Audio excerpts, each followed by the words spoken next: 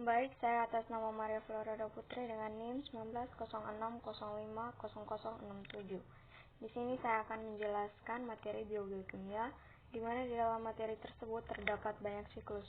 Yang pertama adalah siklus hidrologi atau siklus air, di mana siklus hidrologi adalah sebuah proses sirkulasi air yang mana proses tersebut tidak pernah berhenti. Siklus ini dimulai dari atmosfer ke bumi dan kembali ke atmosfer melalui proses tahap-tahap yang kenal sebagai kondensasi, presipitasi, evaporasi, dan juga transpirasi. Di dalam siklus hidrologi terdapat 3 siklus.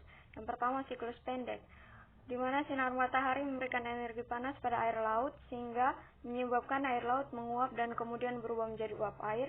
Setelah mengalami penguapan, uap air akan mengalami kondensasi atau pengembunan dan menjadi awan yang mengandung uap air. Awan yang terbentuk kemudian mencapai titik jenuh sehingga akan menyebabkan terjadinya hujan di permukaan laut. Air hujan turun di permukaan air laut kemudian akan mengalami siklus kembali. Yang berikut siklus sedang, di mana air laut menguap menjadi uap gas karena panas matahari, terjadinya kondensasi, uap bergerak oleh tiupan angin ke darat, pembentukan awan, turun hujan di permukaan daratan, air mengalir di sungai menuju laut kembali. Yang berikut siklus panjang, air laut menguap menjadi gas dan arena panas matahari. Uap air mengalami sublimasi, pembentukan awan yang mengandung kristal es, awan bergerak oleh tiupan angin ke darat, pembentukan awan, turun salju, pembentukan glister mencair membentuk aliran sungai, air mengalir di sungai menuju darat dan kemudian ke laut. Yang berikut siklus karbon. Siklus karbon adalah aliran karbon melalui berbagai bagian sistem di bumi melalui tumbuhan, hewan, manusia yang terjadi secara alami. Yang berikut siklus oksigen. Berdasarkan gambar tersebut bahwa karbon berasal dari proses pembakaran aktivitas manusia, dari pernapasan seluler, dan dari peristiwa pengurangan pembusukan karbon dioksida berkumpul di atmosfer yang kemudian akan ditangkap atau diserap oleh tumbuhan untuk proses fotosintesis atau fiksasi karbon dioksida.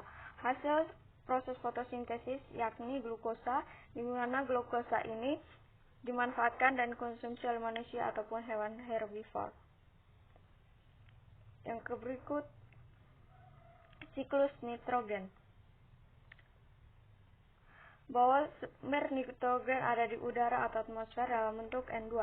Pertama, N2 yang ada di atmosfer akan difiksasi nitrogen oleh bakteri yang ada di akar, contohnya bakteri akar pada tanaman kacang-kacangan. Kedua, oksigen yang ada di atmosfer akan diambil oleh bakteri fiksasi nitrogen untuk melakukan proses amonifikasi yang perubahan N2 menjadi NH4. Yang berikut siklus fosfor.